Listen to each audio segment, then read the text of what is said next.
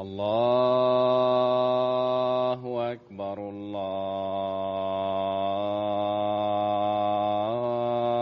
الله أكبر الله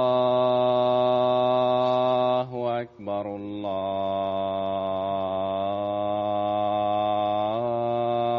الله أكبر. أشهد أن لا إله إلا الله.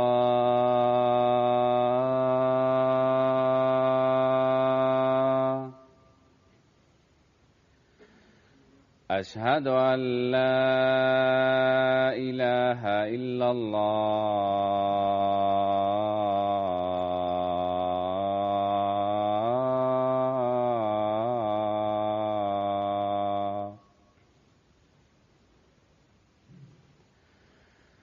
أشهد أن محمدًا رسول الله.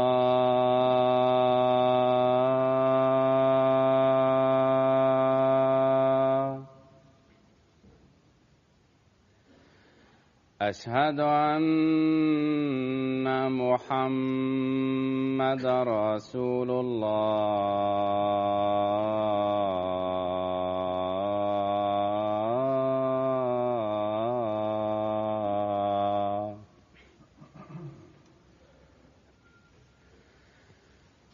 حي على الصلاة.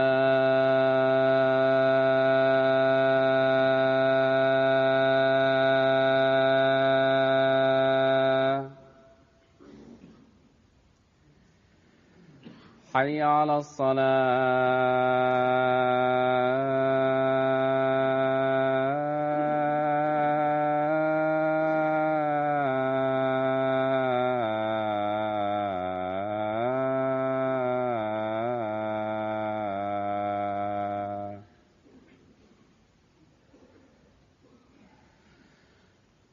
حي على الفلاح.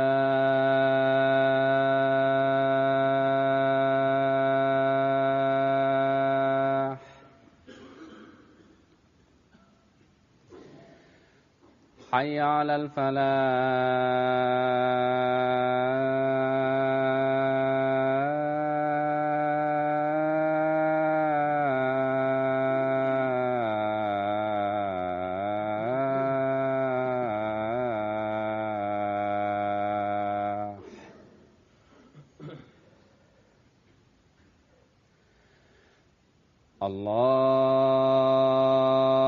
الله أكبر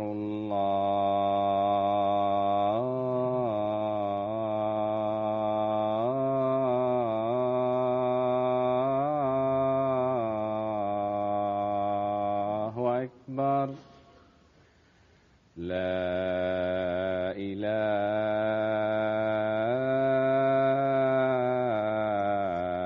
إلا الله.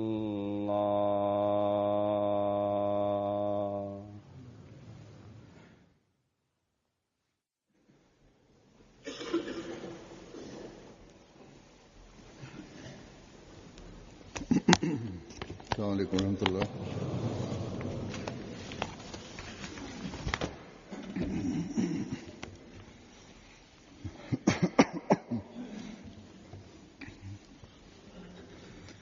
أشهد أن لا إله إلا الله وحده لا شريك له وأشهد أن محمدًا عبده ورسوله. أما بعد فأعوذ بالله من الشيطان الرجيم.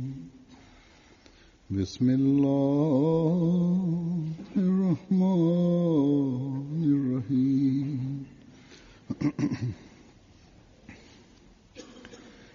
الحمد لله رب العالمين الرحمن الرحيم مالك يوم الدين إياك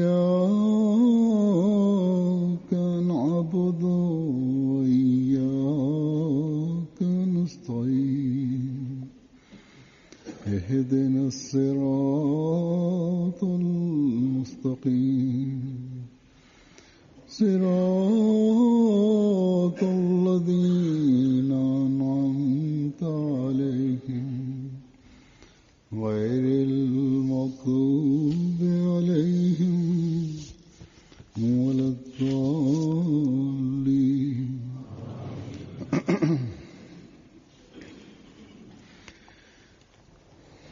आज भी गुज़श्ता खुतबे का मज़मून ही जारी रहेगा। पहले जो बातें हुई उनकी मज़ीद वज़ाहत Aujourd'hui, j'évoquerai le même sujet que j'ai évoqué dans mes sermons précédents. Je vais m'appesantir davantage sur les points que j'ai mentionnés auparavant, où je mentionnerai quels sont d'autres efforts à faire afin de parvenir à de meilleurs résultats. Quelle voie nous devons suivre afin que nous puissions améliorer l'état d'un nombre important de membres de la communauté. Je vais parler à ce sujet aujourd'hui.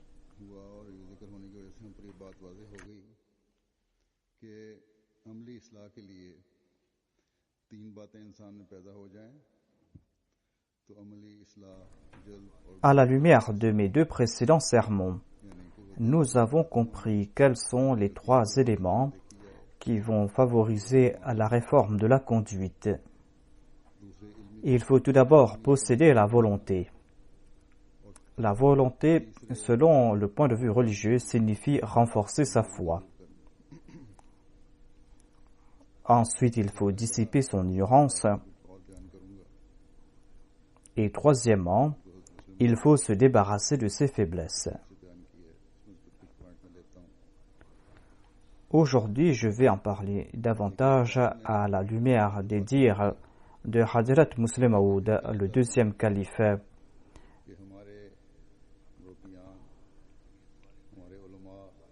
Mais avant de parler à ce sujet, je veux ajouter ici que nos murabbis, c'est-à-dire nos missionnaires, nos ulémas, nos érudits et ces responsables parmi nous, et les umaras qui sont parmi nous, qui ont l'occasion de prodiguer des conseils, ou dont c'est une de leurs responsabilités. Et cela concerne aussi les responsables qui appartiennent aux organisations auxiliaires. Toutes ces personnes doivent être particulièrement vigilants à ce propos, afin que les membres de la Jamaat puissent faire de leur mieux pour qu'ils se réforment. Et dans ce contexte, j'ai déjà présenté de temps en temps des faits aux membres de la Jamaat.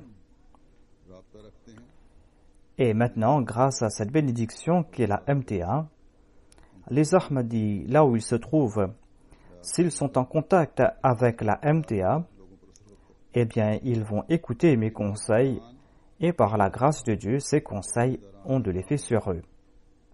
Ces conseils ont un effet positif sur un grand nombre de personnes. Mais c'est la tâche des missionnaires, des amirs et des responsables que d'organiser leur programme de telle manière afin de répéter ce message et afin de répéter ces campagnes, afin que tout Ahmadi, tout membre de la Jamaat soit bien au courant de l'étendue de ses œuvres, afin que tout Ahmadi sache ce qu'il doit faire.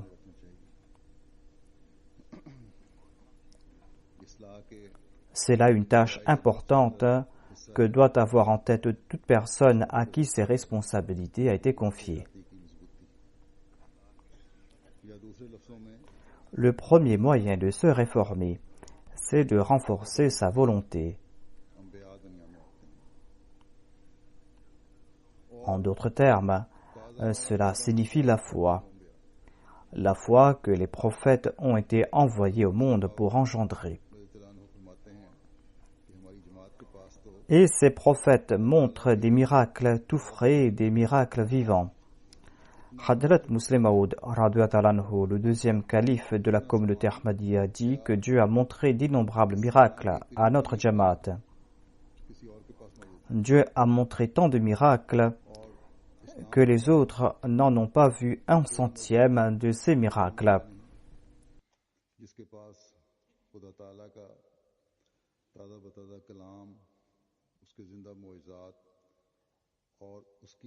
Et il dit qu'il n'y a aucune religion hormis l'islam qui fait montre des révélations divines, de ces miracles vivants et de ces signes qui prouvent l'existence de Dieu.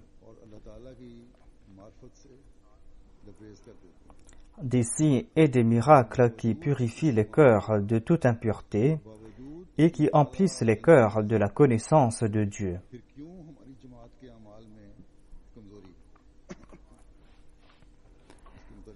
Mais pourquoi, en dépit de cette foi, en dépit de ces miracles récents et vivants, y a-t-il jusqu'à présent tant de manquements dans notre Jamaat?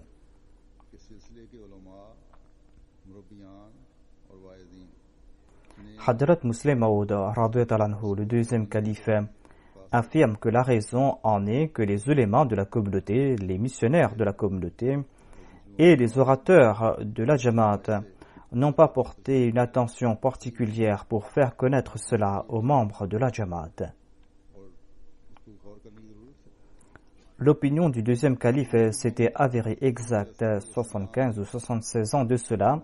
Cette opinion est tout aussi pertinente aujourd'hui. Il est important de réfléchir à ce sujet. Et plus nous nous éloignons de la période du Messie premier l'Islam, plus il est important de faire un plan complet à ce sujet, plus il est important d'être vigilant à ce propos. Ainsi, les propos du deuxième calife sont tout aussi pertinents aujourd'hui qu'à son époque. Le deuxième calife déclare que nous sommes fort habiles à prononcer des discours pour prouver la mort de Jésus-Christ, ou nous sommes fort habiles à répondre à nos détracteurs en présentant les écrits de leurs érudits, et nous sommes très à même à clouer le bec de nos adversaires. Mais nous n'avons pas, avec la même vigueur, présenté aux Ahmadis les véritables enseignements de la Jamaat. Ou peut-être que les ulémas de la communauté Ahmadiyya n'ont pas fait les efforts nécessaires en ce sens. Et de ce fait, il y aura au sein de notre Jamaat des gens qui connaissent des preuves pour prouver la mort de Jésus-Christ, des gens qui pourront clouer le bec au mullah. Ici aussi, il y a des mullahs qui s'en prennent à la Jamaat Ahmadiyya sur la télé ou sur Internet, et de simples Ahmadis leur présentent souvent des réponses très appropriées à la télé et par d'autres moyens. D'aucuns parmi ces Ahmadis m'envoient leur rapport à propos des réponses qu'ils ont données lors de ces émissions, à propos de ces conversations qu'ils ont eues. Et dans la plupart des cas, ces réponses sont très bonnes. Ce sont des réponses très pertinentes qui sont très bien étayées dans la plupart des cas. Ainsi, nous sommes très bien armés dans ce domaine. Mais très peu d'entre nous seront au courant de la manière dont le Messie premier l'Islam nous a présenté la personne de Dieu. Très peu d'entre nous connaîtront la méthode qu'il a préconisée pour mériter l'amour et la connaissance de Dieu. À quel point il a souligné l'importance de mériter la proximité de Dieu.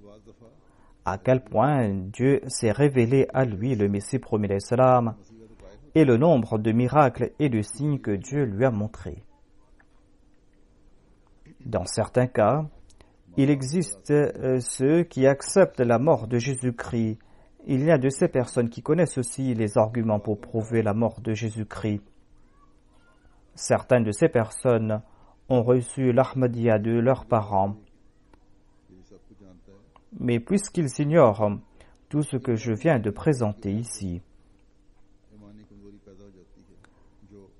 en dépit de ces connaissances concernant la mort de Jésus-Christ et d'autres faits,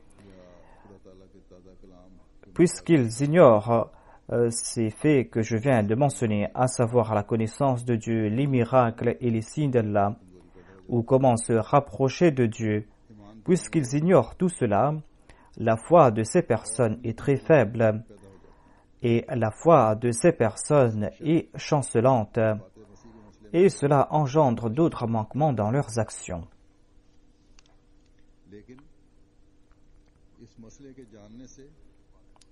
Certes, quelqu'un peut maîtriser les arguments concernant la mort de Jésus-Christ, mais sa connaissance dans ce domaine ne va point engendrer sa réforme.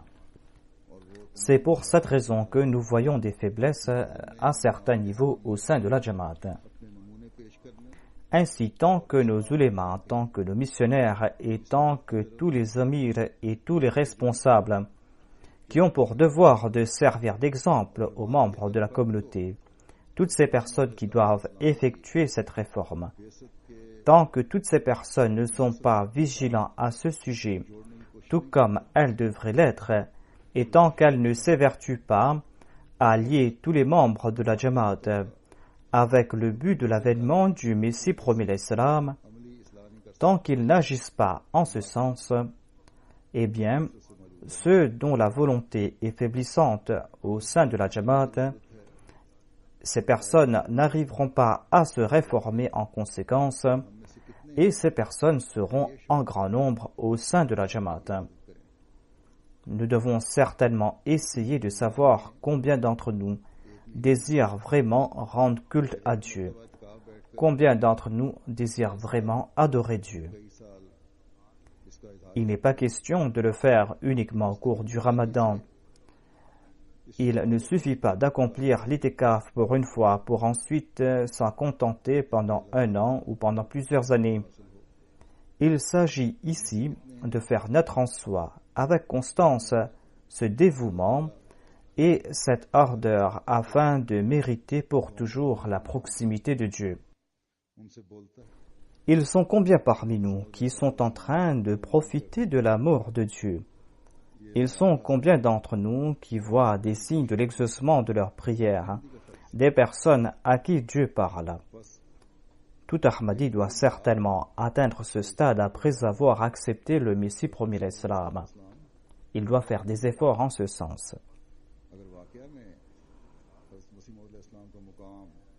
Le Messie promis l'Islam est venu lancer cette révolution afin d'augurer la renaissance de l'Islam.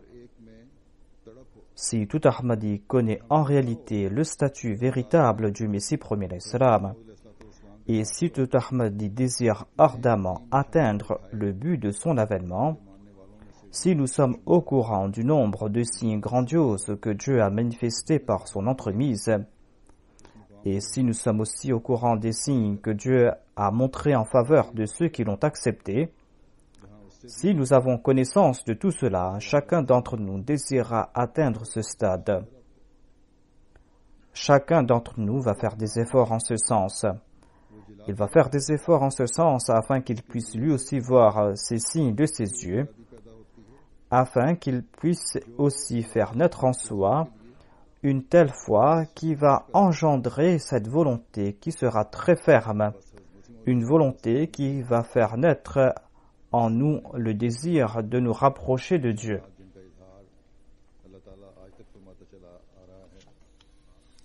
Dieu ne cesse de dévoiler jusqu'aujourd'hui des signes en faveur du Messie promis l'Islam. Et nous devons faire naître en nous ce désir afin que nous puissions nous aussi jouir de la proximité de Dieu.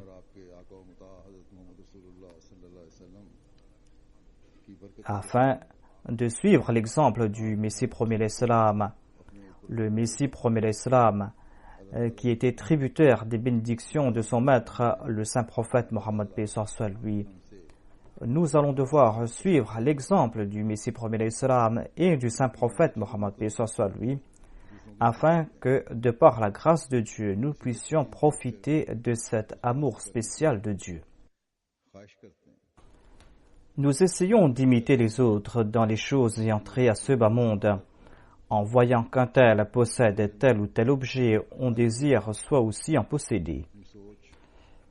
Et on fait des efforts, on essaye de trouver des moyens pour que l'on possède soit aussi cet objet. Et chacun selon ses opinions, chacun selon ses moyens, essaye d'acquérir cet objet ou essaye d'imiter l'autre.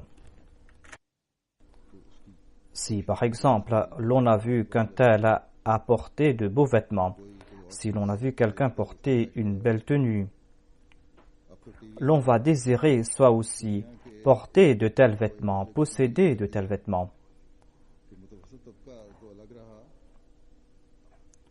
Aujourd'hui, la télévision a rendu le monde si petit que cela ne concerne plus maintenant la classe moyenne. Même ceux qui ont des revenus modestes font tout pour posséder tel ou tel objet ou telle aménité. Cette personne va dire, je veux moi aussi posséder une télé, un réfrigérateur. Je désire cela parce qu'un autre en possède, il est comme moi. Cette personne n'a peut-être pas réfléchi à ce sujet en se disant que peut-être que l'autre a reçu cela en cadeau de la part d'un proche et qu'en conséquence, il ne doit pas envier son prochain.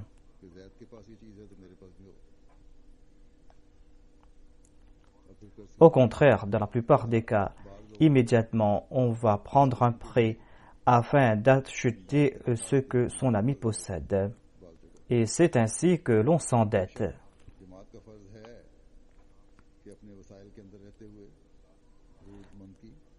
Et dans certains pays, d'aucuns ont pris l'habitude de demander des aides financières à la Jamaat à ce propos.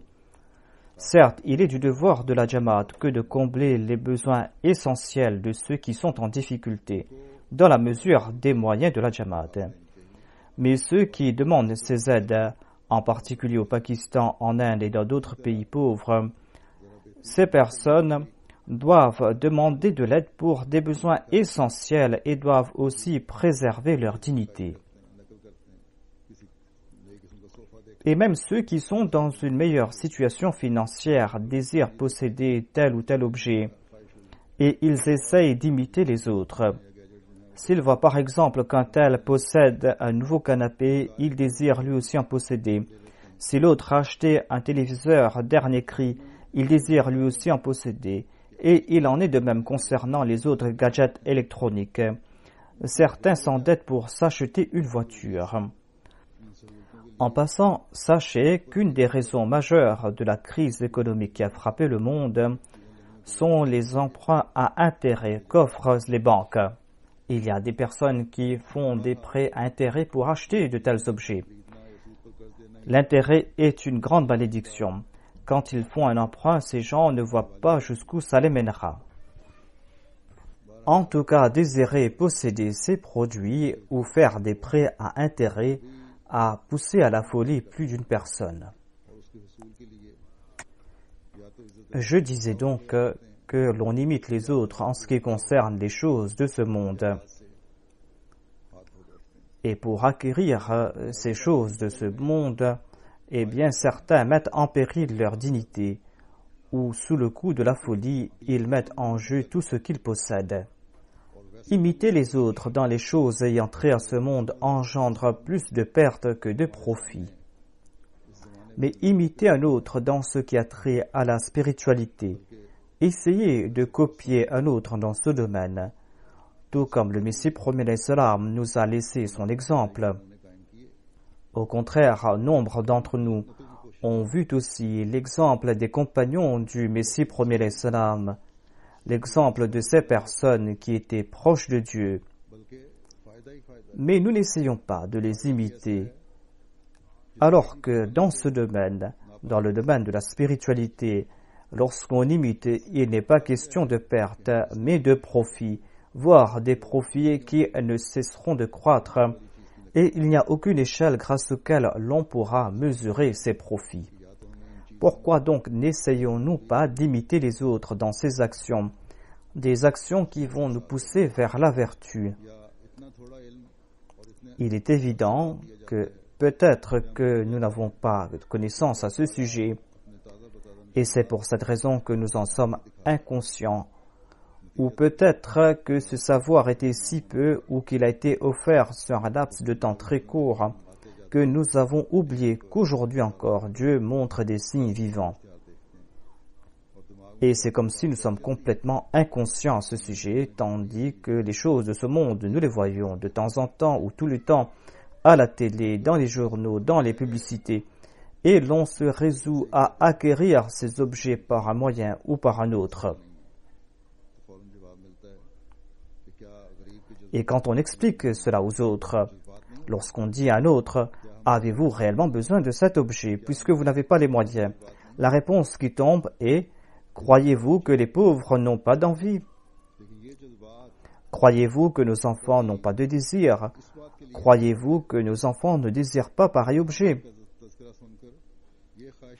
Mais ces mêmes personnes n'ont pas le désir que Dieu leur parle quand on évoque les révélations qu'ont reçues les autres.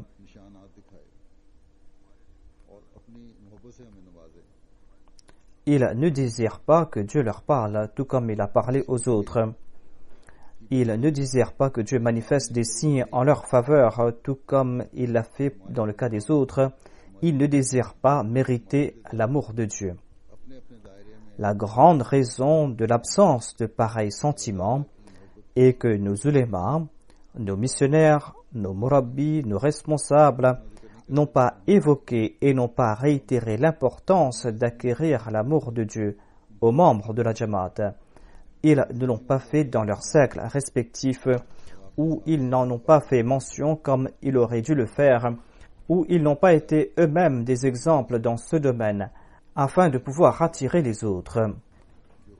Et l'on ne répète pas assez et avec vigueur les récits du soutien divin et des signes divins dont ont été récipiendaires le Messie promis alayhi salam ainsi que ses compagnons. Et on n'a pas inspiré cette certitude que Dieu ne manifeste pas ses attributs pour une période spécifique ou à des personnes particulières, mais qu'aujourd'hui aussi Dieu peut manifester ses attributs. Si l'on en faisait mention souvent et si l'on présentait aussi les moyens pour ce faire, si l'on évoquait les promesses faites au Messie promis alayhi salam, si l'on mentionnait tout cela, eh bien, les enfants et les jeunes ne demanderont pas pourquoi Dieu n'exauce-t-il pas leurs prières. Il nous sied de renforcer notre relation avec Dieu, et c'est là que l'on comprendra la philosophie de la prière, et c'est là aussi que l'on va voir ces signes. Ainsi, il est important d'informer les autres que l'on pourra se rapprocher de Dieu en se liant au Messie promis alayhi salam, le serviteur parfait du saint prophète Muhammad Mustafa sallallahu alayhi wa sallam. Ces signes n'étaient pas limités à la personne du Messie promis alayhi salam. Ces signes n'étaient pas limités à son époque. Dieu peut aujourd'hui encore manifester toute sa puissance et toute sa gloire grâce à ces signes.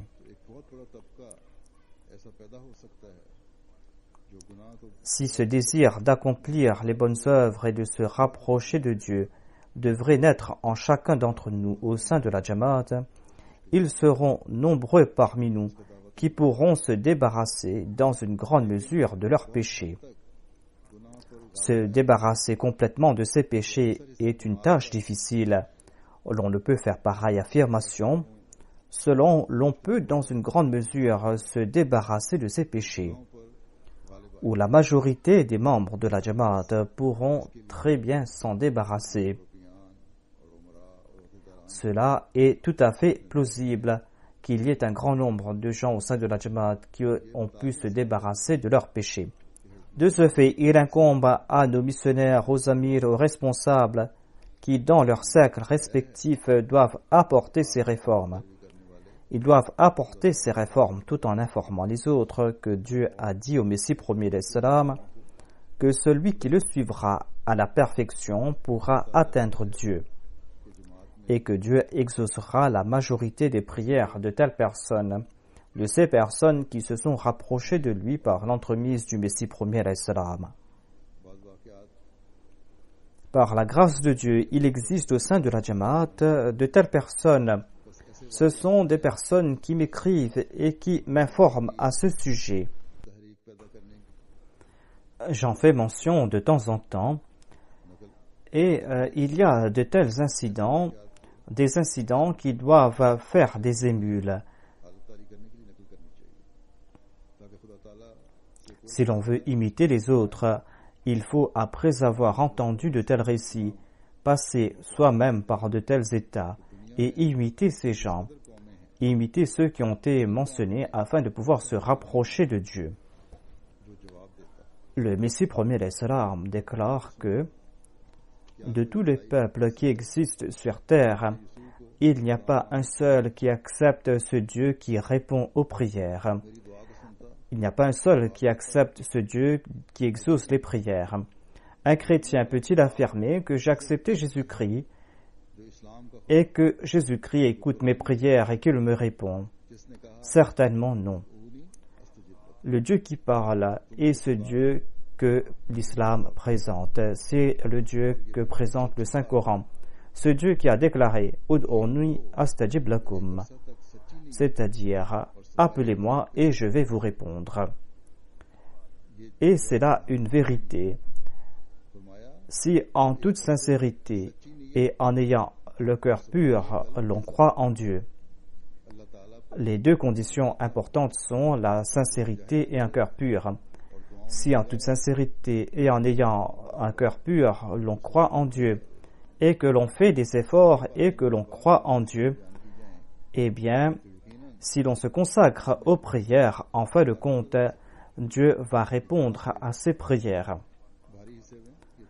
Si l'on présente ces faits encore et encore à la Jamaat, certainement, cela va renforcer la Jamaat, où l'on peut dire qu'un nombre important des membres de la Jamaat posséderont cette vigueur nécessaire, et ces personnes auront une volonté grâce auquel ils pourront avoir le dessus sur des milliers de péchés et ils pourront s'en protéger pour toujours et ils pourront établir une relation si forte avec Dieu que cette relation ne sera jamais chancelante.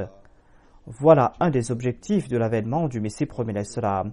C'était de protéger l'humanité du péché et d'établir une telle relation entre elle et Dieu afin que l'on préfère le plaisir de Dieu à toute autre chose. Au lieu de chercher des prétextes pour éviter d'accomplir l'ibarda, ou au lieu d'accomplir l'ibarda comme un fardeau dont on doit s'en débarrasser rapidement, il faut accomplir l'ibarda avec dévouement. Je tiens à vous présenter ici quelques exemples des changements que l'Ahmadiyya a apportés en ces personnes qui l'ont accepté. Notre missionnaire du Kyrgyzstan rapporte qu'il y avait un certain M. Omar Saheb qui a embrassé l'Ahmadiyya le 10 juin 2002. Il a 58 ans, il est musulman de naissance, mais il était de tendance communiste. Il raconte ceci concernant sa conversion. Il dit que le jour de ma bayra, le jour où j'ai envoyé ma lettre d'adhésion, eh bien ce jour est un jour à marquer d'une pierre blanche dans ma vie. Ce fut le jour de ma renaissance. La raison en est qu'auparavant j'ai côtoyé nombre d'organisations religieuses, mais il n'y a jamais eu de changement notable dans ma vie. Il n'y a jamais eu de changement dans ma vie. Tandis qu'après avoir fait la bayra, j'ai ressenti en moi un véritable changement spirituel.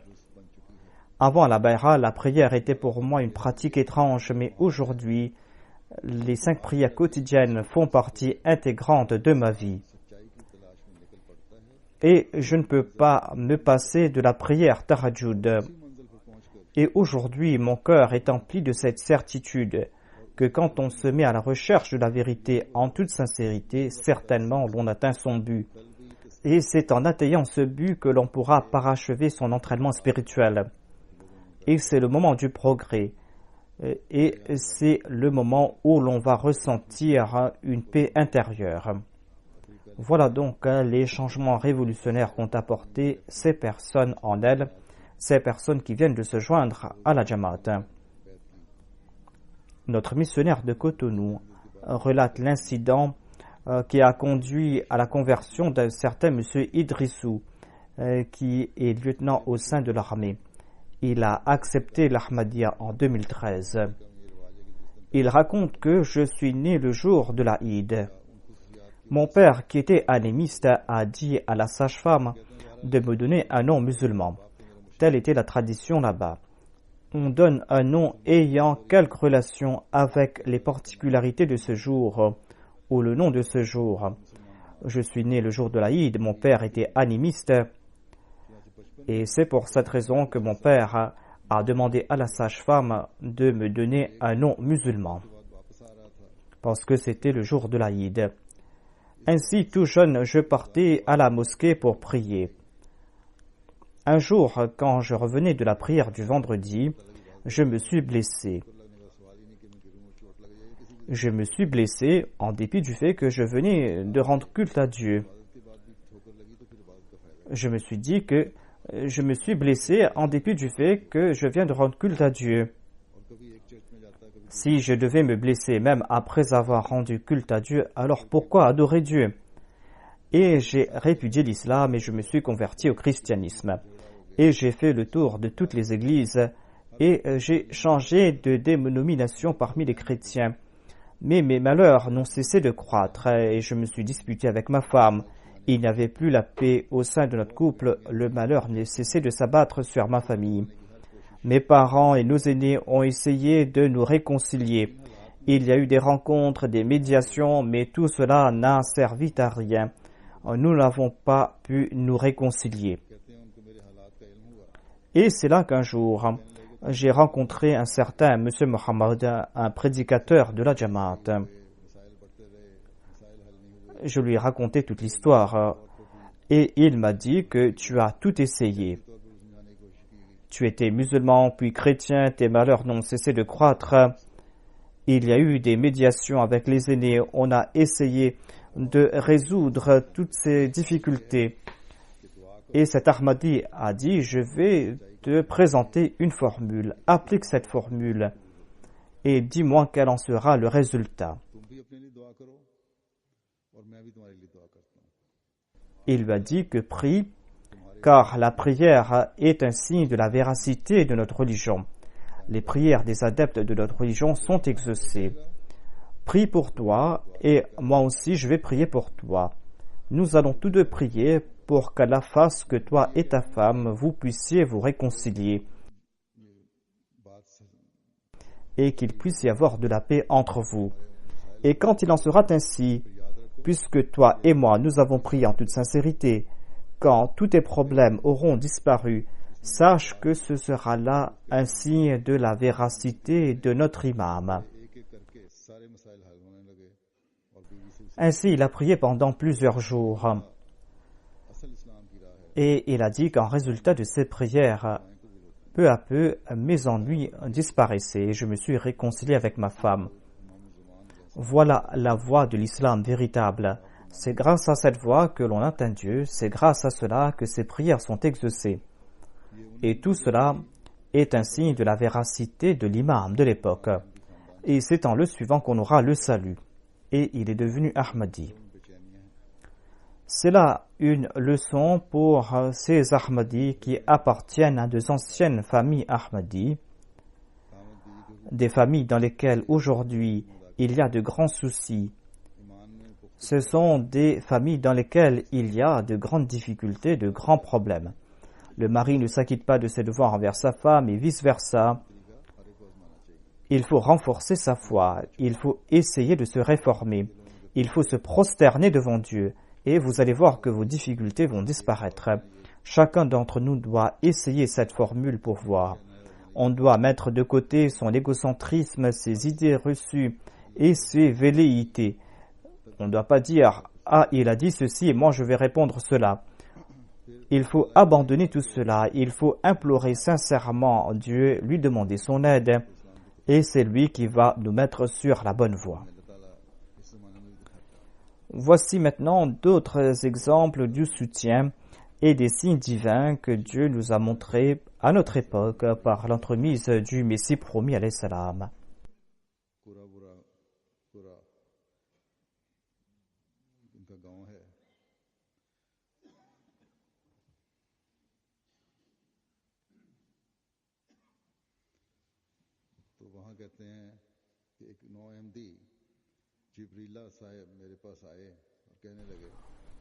Notre missionnaire de la région de Techiman raconte qu'un nouveau Ahmadi de son village, du nom de Djibril, est venu le rencontrer un jour. Monsieur Djibril m'a dit que ce sera bientôt la récolte et mon père, qui est animiste, m'a demandé de présenter des offrandes à ses idoles afin que je puisse avoir une bonne récolte d'igname. L'igname qui est une plante à tubercules qui est utilisée pour l'alimentation. Le Muallim a dit que je lui ai demandé d'éviter ces idoles. Évite ces idoles et protège ton père de ces idoles.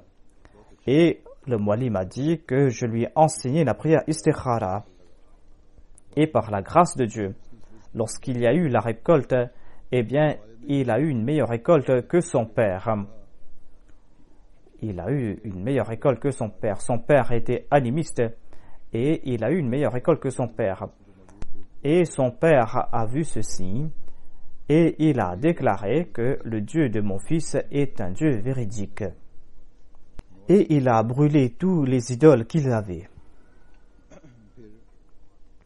Voyez donc comment la foi de ces personnes s'est renforcée en ayant accepté le Messie promis alayhi salam.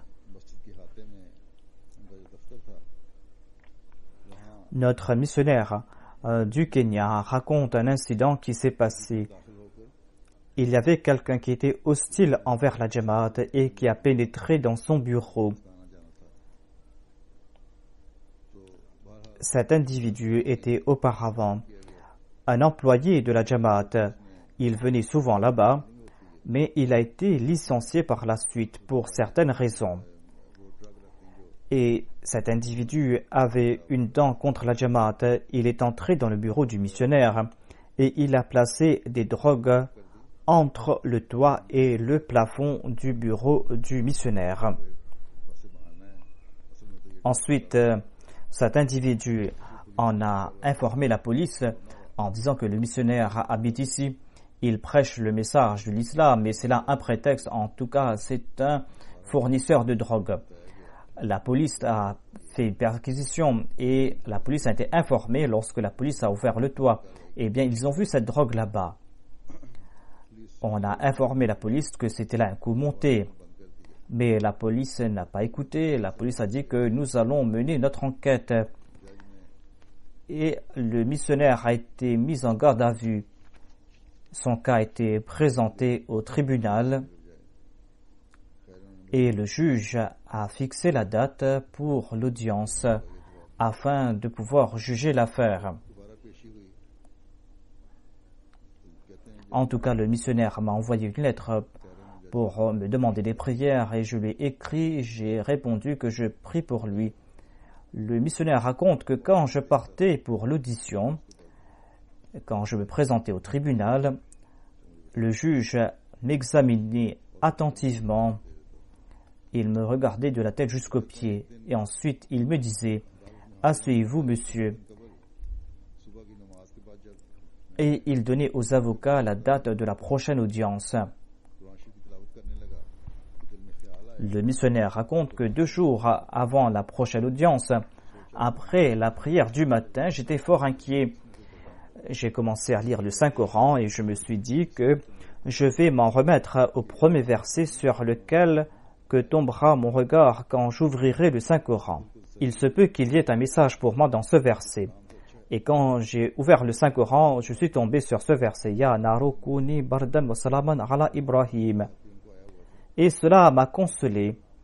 Je me suis dit que c'est un très bon message. Je suis parti à la poste et là-bas j'ai reçu la lettre du calife.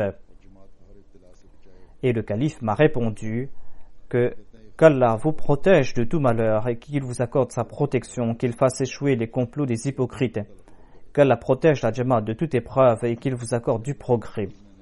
Le missionnaire dit que j'étais sûr et certain que maintenant Dieu va certainement m'accorder sa grâce.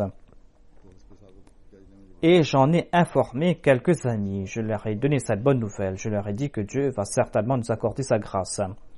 Je me suis présenté au tribunal.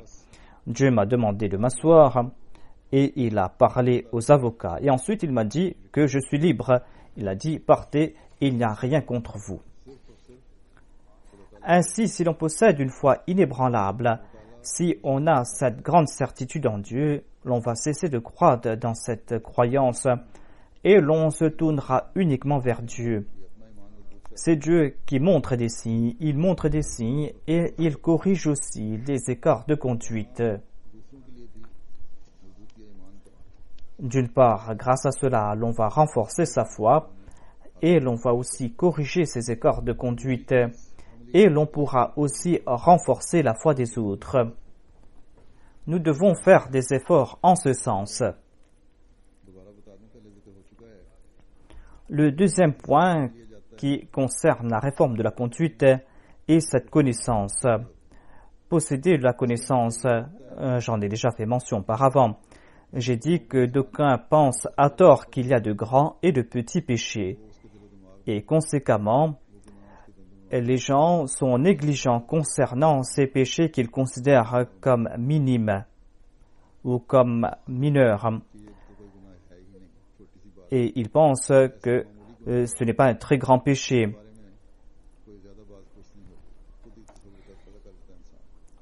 Ces gens pensent que c'est quelque chose d'insignifiant, c'est un péché insignifiant et je ne serai pas questionné à ce sujet.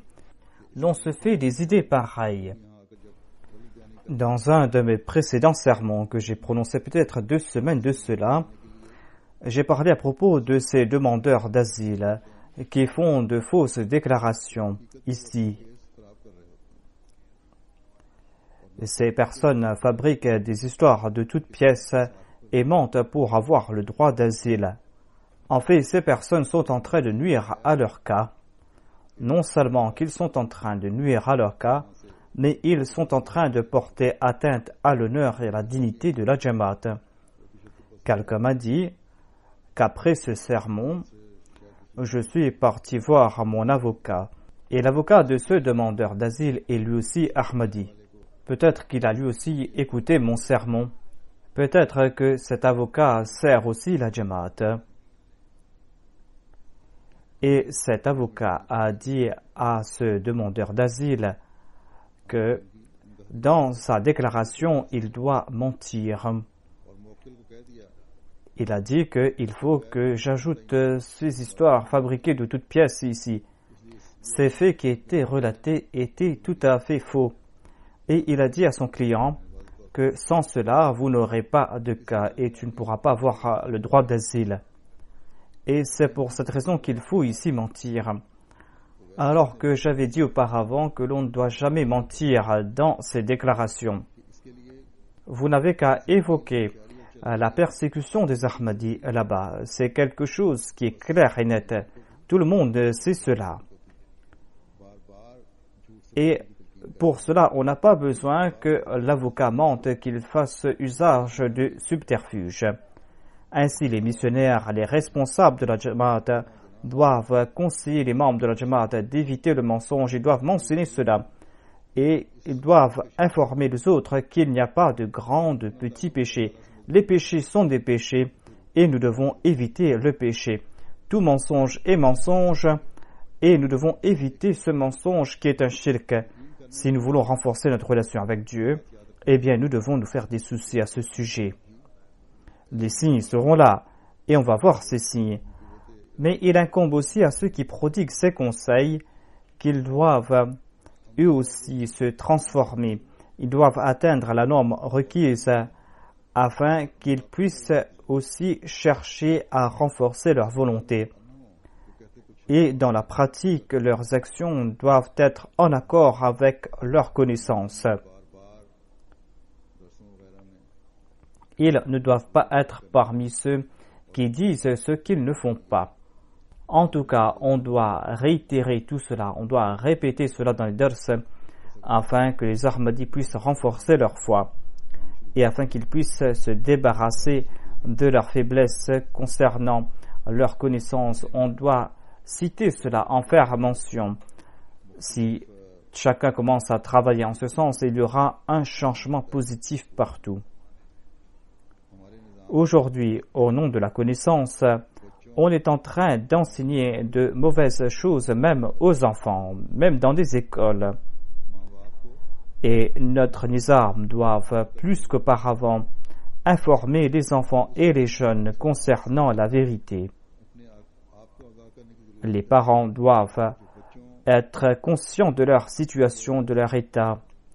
Les parents doivent être au courant de ces connaissances que l'on transmet à leurs enfants, des savoirs et des connaissances que l'on transmet à leurs enfants à l'école alors qu'ils sont encore tout jeunes. Les parents doivent être au courant de cela afin qu'ils puissent s'en prémunir et afin qu'ils puissent protéger leurs enfants. Ici, on enseigne des enfants en bas âge des choses qui ne sont pas appropriées à leur âge. Et l'argument que l'on présente à l'école est que l'on veut que les enfants puissent distinguer du bien du mal. Alors que dans la réalité, il n'en est pas ainsi. Au contraire, la plupart de ces enfants, dès leur enfance, sont poussés vers le mal. Parce que ces enfants ne voient que le mal autour d'eux dans la société. Ils ne voient que le mal dans leurs parents et il y a très peu de bien dans la société. Ainsi, les missionnaires, les responsables des organisations auxiliaires, les parents, tous doivent faire des efforts concertés afin de remplacer cette mauvaise connaissance par une bonne connaissance. Certainement, nous ne pouvons pas arrêter ce qu'on enseigne dans ces écoles. Nous ne pouvons pas nous immiscer là-bas. Mais nous devons faire comprendre à ces enfants que c'est là de l'indécence, de l'immoralité. Il faut que ces enfants aient confiance en nous. Il faut être des exemples pour ces enfants et les protéger de cette société. Qu'à la fasse que nous puissions assumer nos responsabilités de la meilleure façon possible. Amin. Après les prières de Juma et d'Asr, je vais diriger la prière funéraire de 2 personnes. Il y aura celle de Mukarrama Nawab Bibi Sahiba de Faisalabad. Et elle était la mère de notre missionnaire de la Guyane, de Ahsanullah Mangat. Elle est décédée le 19 janvier 2014. Inna lillahi wa inna ilayhi raji'un. Ses grands-parents paternels étaient de Sheikhupura et ses grands-parents maternels étaient de Faisalabad. Elle était la petite fille de Nasiruddin Mangat qui était un compagnon du Messie premier l'Islam. Cette dame était une dame très pieuse, une dame très humble et les Ahmadis et les non-Ahmadis honoraient cette dame. Et elle aimait les missionnaires, respectait les missionnaires. Elle était très proche du califat et elle a écrit nombre de poèmes sur le califat en langue punjabi. Elle a laissé derrière elle 3 filles et 3 fils, dont Ahsanullah Mangat qui est missionnaire, qui est en Guyane, en Amérique du Sud. Il n'a pas pu participer à la prière funéraire de sa mère. Qu'Allah accorde patience et persévérance aux membres de la famille endeuillée et qu'il exalte le statut de la défunte. Ensuite, il y aura la prière funéraire de Cheikh Abdul Rashid Sharma du Sindh, qui est décédé le 16 janvier 2014 à l'âge de 90 ans. Inna lillahi wa inna ilayhi raji'un. Elle était le fils de Cheikh Abdul Rahim Sharma, un compagnon du Messie premier l'Islam, et le frère de Molvi Abdul Karim Sharma Saheb. Et pendant plus de 50 ans, elle a servi la communauté dans la région du Sindh. Avant la partition, elle travaillait dans l'usine de Mirza Sharif Ahmad Saheb. Et après la partition de l'Inde et du Pakistan, le défunt a eu l'occasion de servir Hadrat Muslim Maud, le 2e calife de la communauté Ahmadiyya. कोई ऐसा कारोबार नहीं था पार्टीशन के बाद, तो मेरे वालिद साहब हज़रत मंसूर अहमद साहब के मशवरे के बाद शिकारपुर में गए, वहाँ उनको एक कारखाना अलॉट हो गया। Quand le Pakistan fut créé, il n'y avait pas de travail ici. Et suite au conseil de mon père, Mirza Sharif Sahab, il est parti dans la région de Shikarpur et il a ouvert une usine là-bas. Il a cherché les Ahmadis de la région, il a établi la Jamaat. Il fut le premier président de la Jamaat de cette région. Et il a bâti une très belle mosquée dans la cour de son usine. Ensuite, le quatrième calife l'avait choisi comme l'amir de 4 provinces. Sa femme est décédée en 1982 et pendant toutes ces années, il a fait preuve d'une grande patience. En 1995, son fils, Cheikh Mozaffar Ahmad Sharma, est tombé en martyr. En 1997, son fils aîné, Mohammad Sharma, est tombé lui aussi en martyr. Mais il a fait preuve d'une grande persévérance et a toujours prouvé sa reconnaissance envers Dieu. C'était une personne très brave. Un jour, toute une foule est venue manifester devant sa maison et se sont attaqués à son usine. Il est sorti tout seul pour les affronter. La police était présente là-bas et la police voyait tout cela. Et il a attrapé le mollah qui était le chef de file de ces détracteurs de la communauté. Les autres ont pris la fuite. La police elle-même était étonnée comment il avait pu faire fuir cette foule de gens qui lui étaient hostiles. Ensuite, le défunt s'est établi à Islamabad. Il était proche du califat. Il a fait de grands sacrifices financiers et il contribuait au nom de ses aînés. Il a fait de grands sacrifices financiers pour bâtir des mosquées. Il était moussi et il a complété toutes ses promesses au début de l'année. Il a laissé derrière lui 5 filles et 5 fils. Une de ses filles se trouve au Nigeria. Elle est Waqf Zindagi et elle est médecin. Elle est Laika Fawzia Sahiba. Cette dame et son mari sont tous deux médecins et Waqf Zindagi et sont en train de travailler au Nigeria. Son petit-fils, Sohail Mubarak Sharma, qui est un missionnaire, et le Sadr Majlis Khudamul Ahmadiyya. Qu'Allah exalte le statut du défunt et qu'il fasse que ses enfants et ses petits-enfants et ses descendants puissent marcher sur ses pas et qu'ils puissent maintenir cette relation en toute sincérité, fidélité. Alhamdulillah, nahmaduhu wa nasta'inuhu wa nastaghfiruhu wa nu'minu bihi wa natawakkalu alayhi. ونعوذ بالله من شرور أنفسنا ومن سيئات أعمالنا